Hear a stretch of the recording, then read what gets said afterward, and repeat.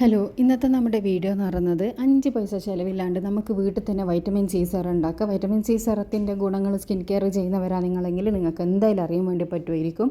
നമ്മുടെ സ്കിന്ന് നല്ല വൈറ്റൻ ആവാൻ വേണ്ടിയിട്ടും ബ്രൈറ്റൻ ആവാൻ വേണ്ടിയിട്ടും എല്ലാം സഹായിക്കുന്ന ഒരു കിടിലൻ സാധനമാണ് ഈ വൈറ്റമിൻ സി സെറം എന്ന് പറയുന്നത്.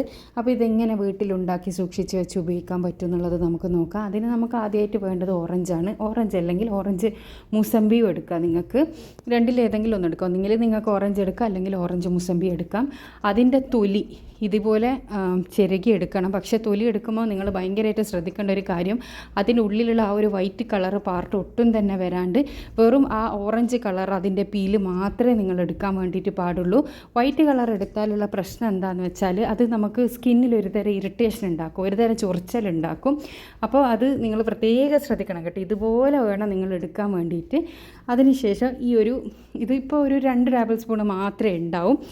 ആദ്യം നിങ്ങൾ കുറച്ച് ഉണ്ടാക്കി നോക്കുക, എന്നിട്ട് പിന്നെ ബൾക്കായിട്ട് ഉണ്ടാക്കിയാൽ മതി കേട്ടോ.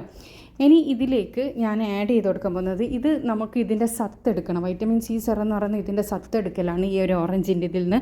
അതിനാദ്യം നമ്മൾ കുറച്ച് അലോവേര ജെൽ അതിലേക്ക് ആഡ് ചെയ്ത് കൊടുക്കണം. അലോവേര ജെല്ലിന് ശേഷം കുറച്ചൊരു 1/4 ടീസ്പൂണ് കസ്തൂരി മഞ്ഞളും, ഇത് 3ഉം കൂടി ഇട്ടിട്ടൊന്ന് മിക്സ് ചെയ്യുക. അലോവേര ജെല്ല് നിങ്ങളുടെ വീട്ടിലെ ചെടികളിലുണ്ടാവും, പക്ഷെ അത് എടുക്കരുത് എന്ന് പറയുന്നതിൻ്റെ കാരണം എന്താണെന്ന് വെച്ചാൽ നമ്മളിത് ഷെൽഫ് ലൈഫ് കിട്ടൂല. അതുകൊണ്ടാണ് ഇതിലേക്ക് ഞാൻ റോസ് വാട്ടറാണ് ആഡ് ചെയ്ത് കൊടുക്കുന്നത്.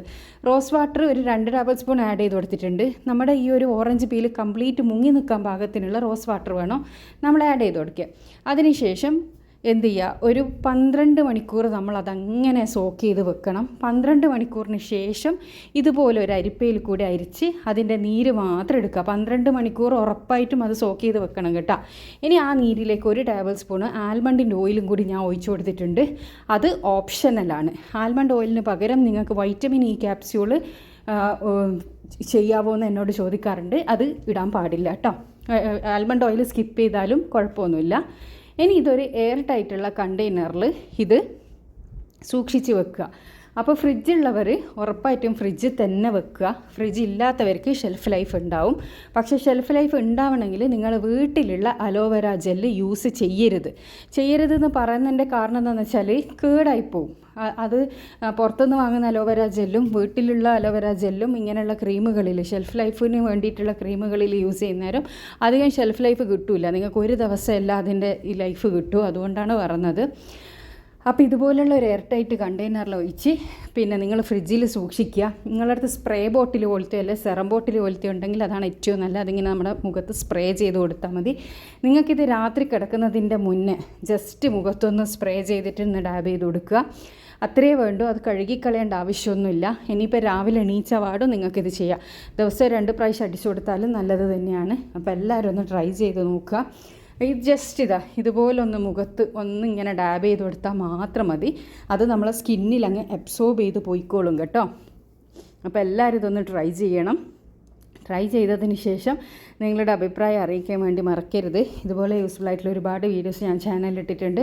കാണാൻ ഇഷ്ടപ്പെടുന്നവരാണെങ്കിൽ ചാനലൊന്ന് സബ്സ്ക്രൈബ് ചെയ്യുക. അടുത്തുള്ള ബെൽ ബട്ടൺ കൂടി ക്ലിക്ക് ചെയ്യാന്നാണെങ്കിൽ ഞാൻ ഫ്യൂച്ചറിലിടുന്ന വീഡിയോസ് എല്ലാം നിങ്ങൾക്ക് നോട്ടിഫിക്കേഷനായിട്ട് ലഭിക്കുന്നതായിരിക്കും കേട്ടോ. അപ്പോൾ അടുത്ത നല്ല വീഡിയോ ആയിട്ട് വീണ്ടും കാണാം കേട്ടോ.